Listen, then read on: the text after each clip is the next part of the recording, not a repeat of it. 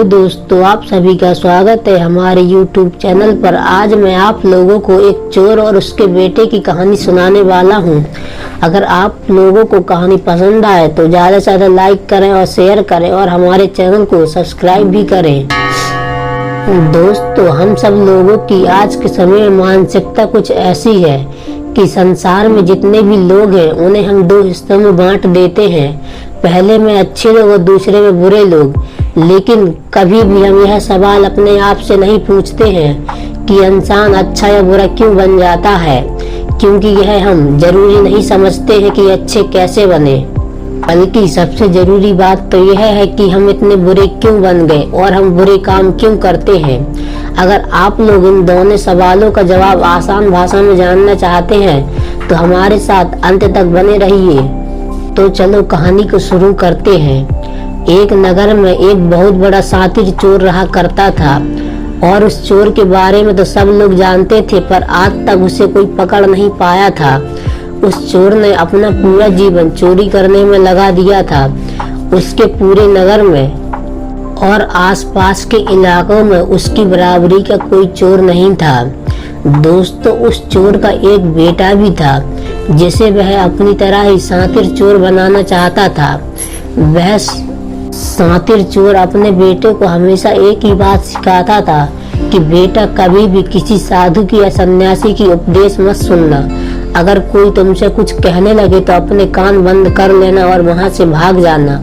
उस चोर का बेटा उसकी बात को बचपन से ही सुनता आ रहा था, इसलिए उसके दिमाग में भी यह बात बैठ चुकी थी और उस लड़के का पूरा ध्यान चोरी करने पर ही था। इसलिए वह भी अपने बाप की तरह ही एक शातिर चोर बन जाता है। हमारा ध्यान जिस चीज पर ज्यादा होता है हम उस चीज में माहिर हो जाते हैं। एक दिन वह चोर सोचता है कि छोटी मोटी चोरियां तो बहुत कर ली, क्यों न आज राजा के महल में ही डाका डालूं। राजा के महल में चोरी करने के उद्देश्य से वह चोर राजा के महल की ओर चल पड़ता है। रास्ते में उसे कुछ लोगों की भीड़ नजर आती है। उस भीड़ को देखकर वह रुकता है और यह देखने लगता है कि वे लोग क्या कर रहे हैं। जब वो चोर भीड़ के पास जाता है तो वो देखता है कि सभी लोग एक एक करके एक सन्यासी के चरणों में गिरकर उनका आशीर्वाद ले रहे हैं। वो सन्यासी और कोई नहीं बल्कि भगवान बुद्ध थे। वो चोर बुद्ध को देखकर उनकी तरफ आकर्षित हो जाता है, क्योंकि उसने भी पहली बार ही इतने तेजस्वी व्यक्ति को देखा हुआ था। अचानक उसे अपने पिता की याद आ जाती है कि साधु या सन्यासियों से दूर रहना चाहिए। एक बार को वह सोचता है कि वहां से उठकर चला जाए, लेकिन फिर उसके दिमाग में आता है कि आखिर ऐसी क्या बात है जिस वजह से पिताजी कहते हैं कि सन्यासियों से दूर रहा करो। वह इसी सवाल का जवाब जानने के लिए लोगों के साथ में बैठ जाता है और भगवान बुद्ध के उपदेश सुनने लगता है। भगवान बुद्ध उपदेश में झूठ बोलने की व्यर्था और विश्वासघात के बारे में बताते हैं। उपदेश समाप्त होने के बाद वहां बैठे सभी लोग अपने घर चले जाते हैं और वो चोर भी चोरी करने के लिए महल की ओर चल पड़ता है। रास्ते में चलते हुए चोर अपने मन में सोचता है कि क्यों न आज उपदेश में कई बातों को मानकर ही देख लिया जाए। उसके बाद वो चोर महल की दीवार से कूद कर जाने की बजाय महल के द्वार से ही अंदर प्रवेश करने लग जाता है। ऐसा करते देख महल के द्वारपाल उसे रोकते हैं और उससे पूछते हैं कि कौन हो भाई और कहाँ जा रहे हो।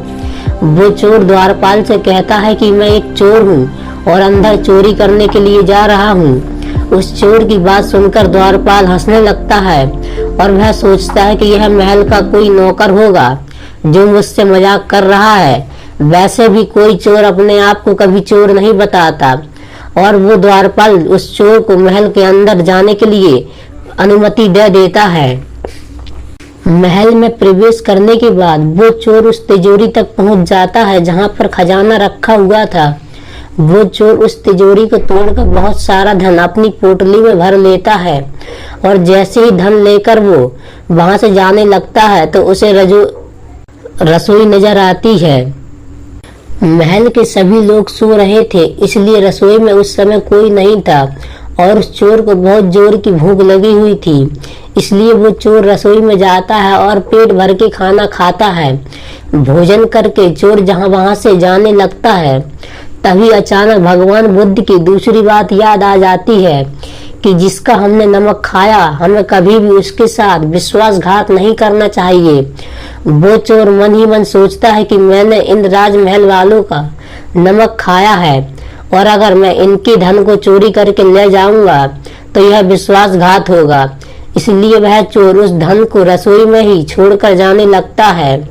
ऐसा करते हुए उसे महल का एक व्यक्ति देख लेता है और वो शोर मचा देता है कि महल में चोर घुस गया है।